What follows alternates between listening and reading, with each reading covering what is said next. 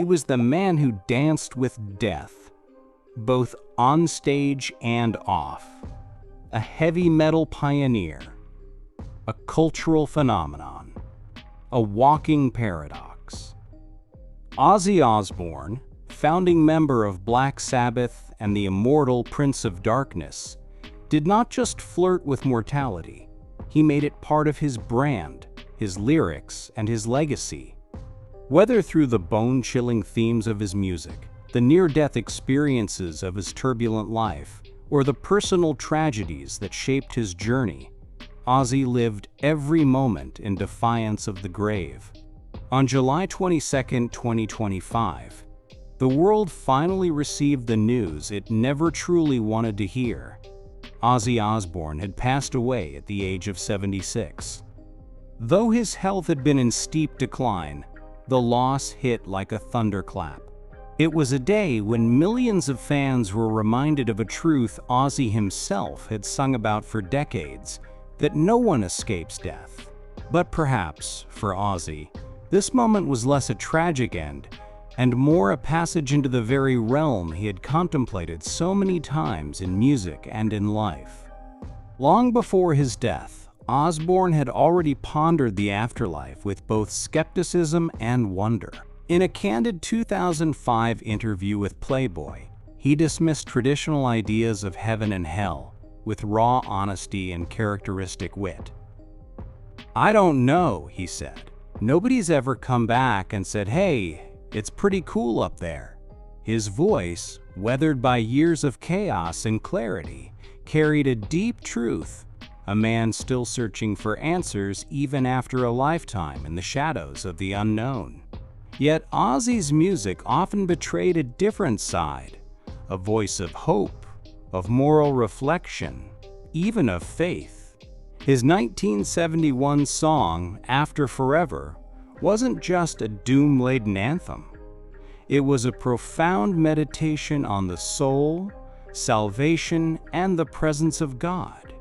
Beneath the distortion and darkness, Osbourne consistently advocated for empathy, anti-violence, and love.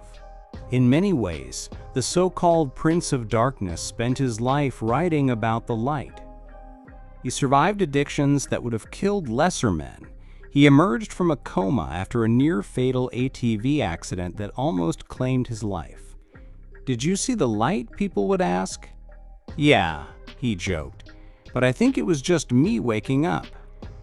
And yet, even in jest, his words reflected a humility and reverence for a power far greater than himself, be it the ocean, the universe, or the mysterious forces that kept him alive time and time again.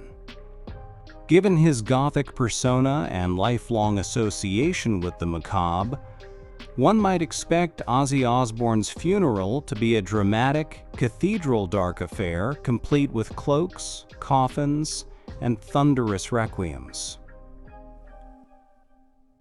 But the man himself wanted none of that. In fact, he was clear. "When I go, I don't want there to be morbid crying people," he told Playboy. "Celebrate my life. Get me in the ground as soon as you can. You can cry all you want. But I ain't coming back. I don't think there are any F*****ing return tickets." Now, the man who once howled about life after death has finally crossed that invisible threshold. While the official cause of death has not yet been publicly disclosed, it is widely believed to be the culmination of his years-long battle with Parkinson's disease, a fight he began waging quietly more than 2 decades ago. The blow is immense. It echoes through arenas once shaken by his voice. It ripples through generations of fans, musicians, and rebels he inspired. And yet, amid the grief, there is a quiet sense of closure. Ozzy Osbourne spent a lifetime staring down death, questioning the afterlife, and transforming pain into poetry. Now, perhaps, he has finally found the answers he so often searched for in his songs.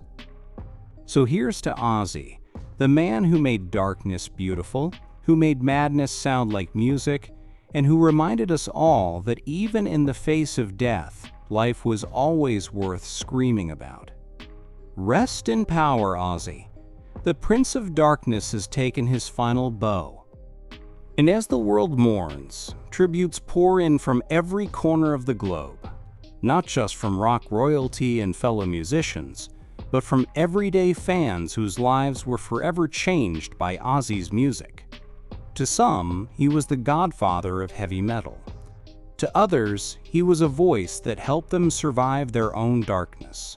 From smoky garages in London to packed stadiums in Tokyo, from old-school vinyl collectors to Gen Z discovering Sabbath for the first time on streaming platforms, Ozzy's reach was limitless. He didn't just play music. He created a language for the lost, the angry, the misunderstood. Social media feeds became shrines overnight.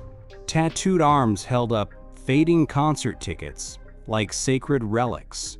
Fans lit candles, played War Pigs through tears, and shared blurry photos taken from the last time they saw him live, each one holding the weight of a moment that now feels like history.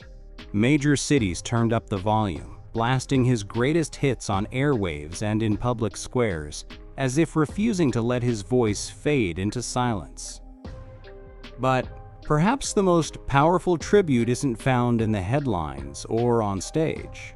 It's in the silence left behind. A silence so loud it echoes. A silence that reminds us we've lost more than a musician. We've lost a piece of rebellion, of raw honesty, of unapologetic humanity.